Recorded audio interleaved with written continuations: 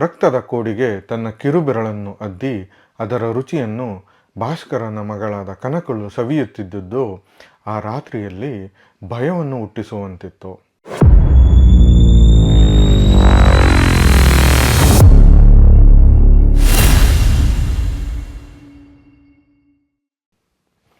ನಮಸ್ಕಾರ, 64 ಚಾನಲ್ಗೆ ಸ್ವಾಗತ. ನಾನು ಚಂದನ್.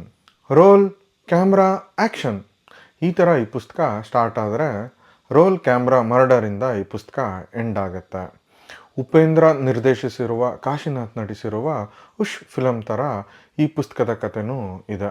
ರೋಚಕತೆ ಒಂದು ಅದ್ಭುತ ಪ್ರಪಂಚಕ್ಕೆ ಈ ಪುಸ್ತಕ ನಮ್ಮನ್ನು ಕೊಂಡೊಯ್ಯುತ್ತೆ. ಹೊಸ ವರ್ಷನ ಒಂದು ಬಿಗ್ ಬ್ಯಾಂಗ್ ಆಗಿ ನೀವು ಸ್ಟಾರ್ಟ್ ಮಾಡಬೇಕು ಅಂದರೆ ಡೆಫಿನೆಟಾಗಿ ಈ ಪುಸ್ತಕವನ್ನು ಓದೋದರ ಮೂಲಕ ನೀವು ಸ್ಟಾರ್ಟ್ ಮಾಡಬಹುದು. ನಾವು ಓದಿದ್ದು ವಿಭಾಗದಲ್ಲಿ ಇವತ್ತು ನಾವು ಪರಿಚಯ ಮಾಡ್ಕೋತಾ ಇರೋ ಪುಸ್ತಕ ರೋಲ್ ಕ್ಯಾಮ್ರಾ ಮರ್ಡರ್. ಲೇಖಕರು ಕೌಶಿಕ್ ಕೂಡುರಸ್ತೆ, ಪ್ರಕಾಶಕರು ಸ್ನೇಹ ಬುಕ್ ಹೌಸ್. ಪುಟಗಳು 232, ಬೆಲೆ 225 ರೂಪಾಯಿಗಳು. ಜಾನ್ರ ಪತ್ತೆದಾರಿ. ಪುಸ್ತಕದ ಕತೆ ಶುರುವಾಗೋದು ಪ್ರಭು ದೇಸಾಯಿ ಅನ್ನೋ ಮೂವಿ ಡೈರೆಕ್ಟ್ರು ತನ್ನ 16 ಜನರ ಸಿನಿಮಾ ತಂಡದೊಡನೆ ಗರುಡಗಿರಿ ಅನ್ನೋ ದ್ವೀಪಕ್ಕೆ ಹಡಗಿನಲ್ಲಿ ಸಿನಿಮಾ ತೆಗೆಯೋದಕ್ಕೆ ಅಂತ ಬಂದಿಳಿತಾನೆ. ಆ ದ್ವೀಪದಲ್ಲಿ ಒಂದು ಹಳೆ ಬ್ರಿಟಿಷ್ ಬಂಗ್ಲೆ ಇರುತ್ತೆ, ಅಲ್ಲೇ ಮೂವಿ ಶೂಟ್ ಮಾಡಬೇಕು ಅಂತ ಅವನ ಹಠ. ಆದರೆ ಈ ಮೂವಿಯ ಎಕ್ಸಿಕ್ಯೂಟಿವ್ ಪ್ರೊಡ್ಯೂಸರ್ ಆದ ಮಧುಕರ್ ಅಯ್ಯಪ್ಪನಿಗೆ ಅಲ್ಲಿ ಶೂಟಿಂಗ್ ಮಾಡೋದು ಒಂಚೂರು ಇಷ್ಟ ಇಲ್ಲ. ಯಾಕೆಂದರೆ ಆ ಬಂಗ್ಲೆ ಹಾಂಟೆಡ್ಡು, ಅಲ್ಲಿ ಓದೋರು ಯಾರು ವಾಪಸ್ ಬಂದಿಲ್ಲ ಅಂತ ಅವನಿಗೆ ಗೊತ್ತಿರುತ್ತೆ. ಅವರು ಆ ದ್ವೀಪಕ್ಕೆ ಎಂಟ್ರ್ ಆಗ್ತಾ ಇದ್ದಂಗೆ ಚಿತ್ರ ವಿಚಿತ್ರ ಘಟನೆಗಳು ನಡೆಯೋದಕ್ಕೆ ಶುರುವಾಗುತ್ತೆ. ಆ ಚಿತ್ರದ ಹೀರೋಯಿನ್ ಆದ ಯಾಮಿನಿಯ ನಾಯಿ ಒಂದು ವಿಚಿತ್ರ ರೀತಿಯಲ್ಲಿ ಸಾಯುತ್ತೆ. ಹಾಗೆ ಈ ತಂಡದ ಅಡುಗೆ ಭಟ್ಟ ಕೂಡ ಕೊಲೆ ಆಗ್ತಾನೆ. ಮತ್ತು ಶೂಟಿಂಗ್ಗೆ ಅಂತ ಒಂದು ದೆವ್ವದ ರೀತಿ ಇರೋ ಗೊಂಬೆಯನ್ನು ತಂದಿರ್ತಾರೆ. ಆ ಗೊಂಬೆ ಹೊತ್ತಲ್ಲದ ಹೊತ್ತಿನಲ್ಲಿ ಇರಬೇಕಾಗಿರೋ ಜಾಗವನ್ನು ಬಿಟ್ಟು ಬೇರೆ ಕಡೆ ಕಾಣಿಸ್ಕೊಳ್ಳೋಕ್ಕೆ ಶುರುವಾಗತ್ತೆ. ಇದಿಷ್ಟೇ ಅಲ್ಲದೆ ಪ್ರಭು ದೇಸಾಯಿ ಸಿನಿಮಾ ಸ್ಕ್ರಿಪ್ಟಿನಲ್ಲಿ ಹೇಗೆ ಕೊಲೆಗಳು ಆಗುತ್ತೆ ಅಂತ ಬರೆದಿರ್ತಾರೋ ಅದೇ ರೀತಿ ಕೊಲೆಗಳು ಆ ದ್ವೀಪದಲ್ಲಿ ಆಗ್ತಾ ಇರುತ್ತೆ. ಇದೆಲ್ಲದರ ನಡುವೆ ಆ ಬಂಗಲೆಯಲ್ಲಿ ಒಂದು ರಾಣಿಯ ಆತ್ಮ ಇದೆ ಅಂತ ಒಂದು ಕತೆ ಕೂಡ ಕೇಳಿರ್ತಾರೆ.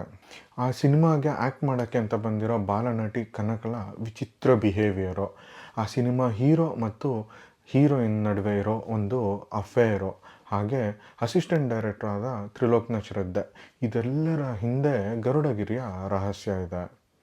ಇದಿಷ್ಟರ ನಡುವೆ ಅಲ್ಲಿ ಒಬ್ಬ ಕ್ಯಾನಿಬಲ್ ಕೂಡ ಇರ್ತಾನೆ. ಆ ಬಂಗಲೆಯಲ್ಲಿ ನಡೆಯೋ ಘಟನೆಗಳಿಗೆ ಹಾಗೂ ಕೊಲೆಗಳಿಗೆ ಯಾರು ಕಾರಣ? ಯಾವುದಾದ್ರೂ ದೆವ್ವನ ಇಲ್ಲ ಮನುಷ್ಯರೇ ಈ ಕೊಲೆಗಳನ್ನು ಮಾಡ್ತಾ ಇರ್ತಾರ? ಪುಸ್ತಕವನ್ನು ಓದಿ ತಿಳ್ಕೊಳ್ಳಿ. ಕೌಶಿಕ್ ಅವರ ಪ್ರತಿ ಪುಸ್ತಕದಂತೆ ಈ ಪುಸ್ತಕದಲ್ಲೂ ಒಂದು ರಾಶಿ ಕ್ಯಾರೆಕ್ಟರ್ಸ್ ಇದ್ದಾವೆ. ಇದನ್ನೆಲ್ಲ ಅರ್ಥ ಮಾಡ್ಕೋಬೇಕು ಅಂದರೆ ಅಟ್ಲೀಸ್ಟ್ ಒಂದು 30-40 ಪೇಜು ನೀವು ಓದಲೇಬೇಕು. ಬಟ್ ಈ ಪುಸ್ತಕದಲ್ಲಿರೋ ಕ್ಯಾರೆಕ್ಟರ್ಸು, ಸ್ಟೋರಿ ತುಂಬ ಚೆನ್ನಾಗಿ ಡೆವಲಪ್ ಮಾಡಿದ್ದಾರೆ. ನೇಲ್ ಬೈಟಿಂಗ್ ಫಿನಿಷ್ನ ಕೊಟ್ಟಿದ್ದಾರೆ. ಒಂದು ಥ್ರಿಲ್ಲರ್ ಮೂವಿ ನೋಡಿದ ಅನುಭವವನ್ನು ಈ ಪುಸ್ತಕ ನಿಮಗೆ ಕೊಡುತ್ತೆ. ಕೌಶಿಕ್ ಅವರು ಈ ಪುಸ್ತಕದಲ್ಲಿ ಒಂದು ಹೊಸ ಕಾನ್ಸೆಪ್ಟನ್ನು ನಮಗೆ ಇಂಟ್ರೊಡ್ಯೂಸ್ ಮಾಡ್ತಾರೆ. ಅದೇ ಥಾಟೋಗ್ರಫಿ.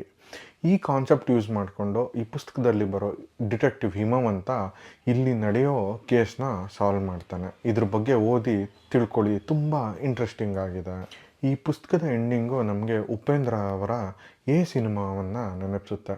ಒಂದು 2-3 ಸಲ ಓದಿದ ಮೇಲೇ ನಮಗೆ ಈ ಪುಸ್ತಕದ ಎಂಡಿಂಗು ಅರ್ಥ ಆಗಿದ್ದು. ಬಟ್ ಪುಸ್ತಕ ಓದಿದ್ದು ಒಂದು ಒಳ್ಳೆ ಮಜಾ ಕೊಡ್ತು. ಬನ್ನಿ, ಈ ಪುಸ್ತಕದಿಂದ ಒಂದು ಸಣ್ಣ ಪ್ಯಾರಾಗ್ರಾಫು ನಿಮಗೋಸ್ಕರ. ಅದಕ್ಕೂ ಮುಂಚೆ ನಾವು ಮಾಡ್ತಿರೋ ಈ ಕನ್ನಡ ಪುಸ್ತಕವನ್ನು ಪರಿಚಯಿಸೋ ಕೆಲಸ ನಿಮಗೆ ಇಷ್ಟ ಆಗಿದೆ ಅಂದರೆ ದಯವಿಟ್ಟು ನಮ್ಮ ಚಾನಲ್ಗೆ ಸಬ್ಸ್ಕ್ರೈಬ್ ಆಗಿ, ಈ ವಿಡಿಯೋನ ಲೈಕ್ ಮತ್ತು ಶೇರ್ ಮಾಡೋದು ಮರಿಬೇಡಿ. ಮೊದಲನೇ ಪ್ಯಾರ. ಅಷ್ಟರಲ್ಲಿ ಅವನಿದ್ದ ಕೋಣೆಯ ಬಾಗಿಲನ್ನು ಯಾರೋ ಒಂದೇ ಸಮನೆ ಬಡಿದಂತಾಯಿತು. ಇತ್ತ ಕೋಣೆಯೊಳಗಿದ್ದ ಹರೀಶ್ ರಾಮನು ಆ ಸದ್ದಿಗೆ ಪ್ರತಿಕ್ರಿಯಿಸಿ ನಂತರ ತಾನು ಕುಳಿತಲ್ಲಿಂದ ಮೇಲೆದ್ದು ಬಂದು ಬಾಗಿಲನ್ನು ತೆರೆಯುತ್ತಿದ್ದಂತೆ ಅಲ್ಲಿ ತನ್ನೆದುರಿಗೆ ಭಾಸ್ಕರನು ನಿಂತಿದ್ದು ಕಾಣಿಸಿ, ಏನು ವಿಷಯ ಎಂದು ಗಡಸು ದನಿಯಲ್ಲಿ ಕೇಳುತ್ತಿದ್ದಂತೆ ಅದಕ್ಕೆ ಪ್ರತಿಯಾಗಿ ಭಾಸ್ಕರನು, ಸರ್ ಏನಿಲ್ಲ, ನನ್ನ ಮಗಳು ಕನಕ ಏನಾದರೂ ಇಲ್ಲಿಗೆ ಬಂದಿದ್ದಾಳ ಅಂತ ನೋಡೋಕೆ ಬಂದೆ ಎಂದವನ ಮುಖದಲ್ಲಿ ಸಣ್ಣ ಆತಂಕವಿದ್ದಂತೆ ಕಾಣುತ್ತಿತ್ತು. ಆದರೆ ಇದು ಹರೀಶ್ನಲ್ಲಿ ಕಿರಿಕಿರಿಯನ್ನು ಹುಟ್ಟಿಸಿ, ನಿಮ್ಮ ಮಗಳು ಯಾಕೆ ಇಲ್ಲಿರ್ತಾಳೆ ಎನ್ನುತ್ತಿದ್ದಂತೆ, ಆಗಲ್ಲ ಸರ್, ಅವಾಗಿಂದ ಎಲ್ಲ ಕಡೆ ಹುಡುಕ್ತಾ ಇದ್ದೀನಿ, ಅವಳು ಕಾಣಿಸ್ತಿಲ್ಲ ಎಂದ ಭಾಸ್ಕರನ ಕಣ್ಣುಗಳಲ್ಲಿ ಹುಡುಕಾಟವಿತ್ತು. ಆದರೆ ಇದು ಹರೀಶ್ ರಾಮ್ನಲ್ಲಿ ಕೊಂಚ ಅಚ್ಚರಿಯನ್ನು ಹುಟ್ಟಿಸಿ, ಏನು ಕಾಣಿಸ್ತಿಲ್ವಾ ಎನ್ನುತ್ತಾ ಕೋಣೆಯಿಂದ ಹೊರಬಂದ. ಕೋಣೆಯೊಳಗಿದ್ದ ಯಾಮಿನಿಗೆ ಇದ್ಯಾವುದರ ಅರಿವಿದ್ದಂತೆ ಕಾಣಲಿಲ್ಲ. ಹೌದು ಸರ್, ಎಲ್ಲ ಕಡೆ ಹುಡುಕಿದೆ, ಬಂಗಲೆಯ ಹೊರಗೆ ಕೂಡ ಹುಡುಕಿದೆ, ಆದರೆ ಎಲ್ಲೂ ಕಾಣಿಸ್ತಿಲ್ಲ ಎಂದು ಭಾಸ್ಕರನು ಆತಂಕದಲ್ಲಿ ಉಸುರುತ್ತಿದ್ದಂತೆ ಅದಕ್ಕೆ ಪ್ರತಿಯಾಗಿ ಹೌದಾ ಎನ್ನುತ್ತಾ ಹರೀಶ್ ರಾಮನು ತನ್ನ ಸುತ್ತಮುತ್ತಲ ಒಮ್ಮೆ ಕಣ್ಣಾಡಿಸುತ್ತಿದ್ದಂತೆ ಅವನ ಕೋಣೆಯಿಂದ ಸ್ವಲ್ಪವೇ ದೂರದಲ್ಲಿದ್ದ ಇನ್ನೊಂದು ಕೋಣೆಯ ಬಾಗಿಲು ತೆರೆದಿದ್ದುದು ಕಾಣಿಸಿ ಆ ರೂಮಿನ ಬಾಗಿಲನ್ನು ತೆಗೆದಿದ್ದು ಯಾರು ಎಂದು ಸಿಡಿಮಿಡಿಯಲ್ಲಿ ಹೇಳುತ್ತಾ ಸೀದಾ ಆ ಕೋಣೆಯತ್ತ ಹೆಜ್ಜೆ ಹಾಕಿದ. ಅತ್ತ ಅಯ್ಯಪ್ಪನ ಶವವಿದ್ದ ಕೋಣೆಯ ಬಾಗಿಲನ್ನು ಯಾರೋ ತೆರೆದಂತೆ ಕಾಣಿಸುತ್ತಿತ್ತು. ನೀವೇನಾದರೂ ಬಾಗಿಲು ತೆಗೆದ್ರೇನ್ರಿ ಎಂದು ಹರೀಶ್ ರಾಮ್ ಕೊಂಚ ಅನುಮಾನದಲ್ಲಿ ಕೇಳುತ್ತಿದ್ದಂತೆ ಇಲ್ಲ ಸರ್, ನಾನ್ಯಾಕೆ ಆ ಕಡೆ ಹೋಗಲಿ ಎಂದು ಉತ್ತರಿಸಿದ ಭಾಸ್ಕರನ ದನಿಯಲ್ಲಿ ಸಣ್ಣನೆಯ ಭಯವಿತ್ತು.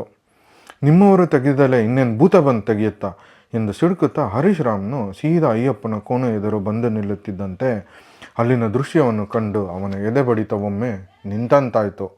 ಹಾಗೆ ಅವನನ್ನು ಅದೇ ವೇಗದಲ್ಲಿ ಹಿಂಬಾಲಿಸಿ ಬಂದ ಭಾಸ್ಕರನಿಗೂ ಕೂಡ. ಅತ್ತ ಕೋಣೆಯೊಳಗಿನ ಶವದೆದುರಿಗೆ ನಿಂತು ಆ ದೇಹದಿಂದ ಹರಿದು ಬಂದಿದ್ದ ರಕ್ತದ ಕೋಡಿಗೆ ತನ್ನ ಕಿರುಬೆರಳನ್ನು ಅದ್ದಿ ನಂತರ ಅದರ ರುಚಿಯನ್ನು ಭಾಸ್ಕರನ ಮಗಳಾದ ಕನಕಳು ಸವಿಯುತ್ತಿದ್ದುದು ಆ ರಾತ್ರಿಯಲ್ಲಿ ಭಯವನ್ನು ಹುಟ್ಟಿಸುವಂತಿತ್ತು. ಪುಸ್ತಕದಿಂದ ಪುಸ್ತಕಕ್ಕೆ ಕೌಶಿಕ್ ಅವರ ಬರವಣಿಗೆ ಪ್ರಬುದ್ಧತೆಯನ್ನು ಹೊಂದ್ತಾ ಇದೆ ಅನ್ನೋದು ನಮ್ಮ ಅನಿಸಿಕೆ. ನೀವೇನಾದರೂ ಈ ಪುಸ್ತಕವನ್ನು ಓದಿದರೆ ನಿಮ್ಮ ಅನಿಸಿಕೆನ ತಿಳಿಸೋದು ಮರಿಬೇಡಿ. ಹಾಗೆ ಕೌಶಿಕ್ ಅವರ ಯಾವ ಪುಸ್ತಕ ನಿಮ್ಮ ಫೇವ್ರೇಟು ಅನ್ನೋದು ಕೂಡ ಕಮೆಂಟಲ್ಲಿ ತಿಳಿಸಿ. ಮುಂದಿನ ವಾರ ಹೊಸ ಪುಸ್ತಕದೊಂದಿಗೆ ನಿಮ್ಮ ಮುಂದೆ ಬರ್ತೀವಿ. ಅಲ್ಲಿಯವರೆಗೂ ಓದಿ ಮರುಳಾಗಿ. ವಿಡಿಯೋ ನೋಡಿದ್ದಕ್ಕಾಗಿ ಧನ್ಯವಾದಗಳು. ನಾನು ಚಂದನ್, ಸೈನಿಂಗ್ ಆಫ್.